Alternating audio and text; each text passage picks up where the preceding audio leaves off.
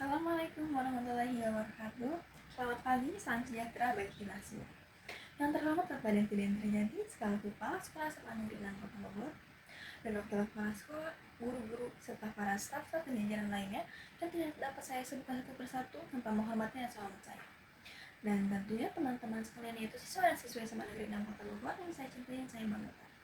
Sebelumnya perkenalkan, saya Dina Amania. Saya juga dulu pernah bersekolah di SMA Negeri 6 Kota Bogor ini, dan sekarang saya menjadi salah satu mahasiswi dari universitas swasta, yaitu Universitas Binasaran Informatika, sekaligus materi pada hari ini. Izinkan saya pada hari ini untuk menyampaikan sebuah pidato, yaitu sebuah fenomena yang telah berubah cara hidup kita, berubah cara kehidupan sosial kita, dan berkomunikasi dalam kehidupan kita sehari-hari, yaitu media sosial. Hadirin yang saya hormati, dalam beberapa tahun terakhir ini, media sosial telah menjadi salah satu bagian dari hidup kita yang tidak dapat terpisahkan. Menurut data dari WA Sosial, lebih dari 4,5 miliar orang di dunia ini telah menggunakan media sosial. Namun, di balik kemudahan ditawarkannya, tentu saja ada dampak yang perlu kita cermati, terutama terhadap kehidupan sosial kita. Seperti pepatah yang mengatakan, terlalu banyak gula bisa membuatmu sakit, begitu juga terlalu banyak media sosial bisa membuatmu gila. Kecanduan media sosial dapat merusak keseimbangan hidup, mengurangi fokus, dan merubah cara pandang terhadap realitas atau kehidupan. Hadirin yang berbahagia, mari kita lihat bagaimana media sosial telah membantu kita dan memudahkan kita dalam kehidupan sehari-hari, terutama dalam terhubung dengan orang lain. Hanya dengan beberapa klik, kita dapat berkomunikasi dengan teman, keluarga, saudara, kerabat, dan lain-lainnya, meskipun berbeda negara ataupun dengan jarak yang jauh. Media sosial memungkinkan kita untuk berbagi momen yang kita rasakan, contohnya seperti pernikahan, kelulusan, kelahiran, atau pencapaian lainnya. Misalnya, platform seperti Facebook, Instagram, dan sosial media lainnya memungkinkan kita untuk berbagi foto, video, sehingga kita dapat terhubung dengan teman ataupun saudara. Namun, di balik kemudahan media sosial yang ditawarkan, pengaruh media sosial terhadap interaksi sosial juga perlu diperhatikan, di mana telah menimbulkan perdebatan yang kompleks. Media sosial juga membawa dampak negatif yang signifikan. Salah satu dampaknya adalah berkurangnya interaksi tatap muka atau secara langsung.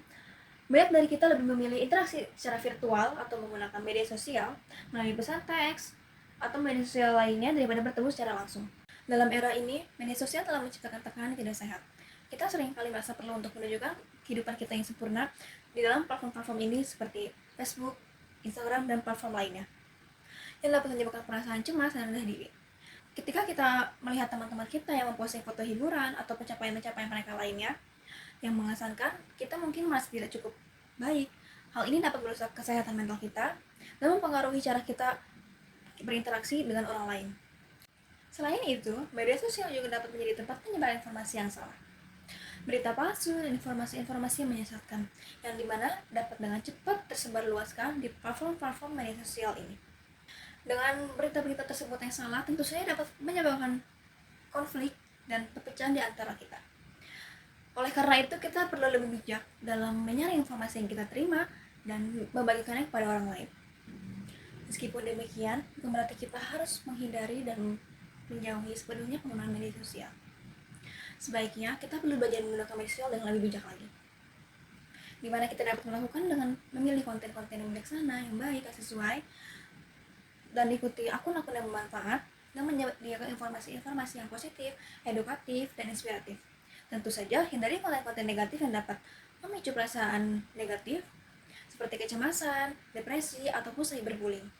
Selain itu, waspadai informasi yang Anda baca, selalu verifikasi kebenarannya sebelum Anda menyebarkannya kepada orang lain. Dan terakhir, marilah kita gunakan media sosial dengan bijak, dengan baik, dan tentunya menggunakan platform-platform di media sosial media itu untuk saling mendukung satu sama lain, berbagai pencapaian, memberikan dukungan, dan hal positif lainnya.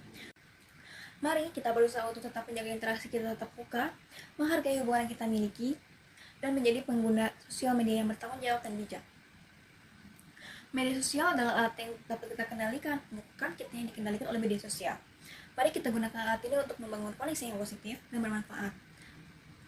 Dengan demikian, kita dapat memanfaatkan media sosial untuk dapat memperoleh hubungan-hubungan yang kuat dalam kehidupan sosial kita, bukan sebaliknya. Sekian pidato saya hari ini mengenai dampak media sosial terhadap hubungan sosial kita ataupun terhadap hubungan kita secara tatap muka. Semoga kita dapat menjadi pengguna media sosial yang bijak dan yang baik. Terima kasih atas perhatiannya. Wassalamualaikum warahmatullahi wabarakatuh.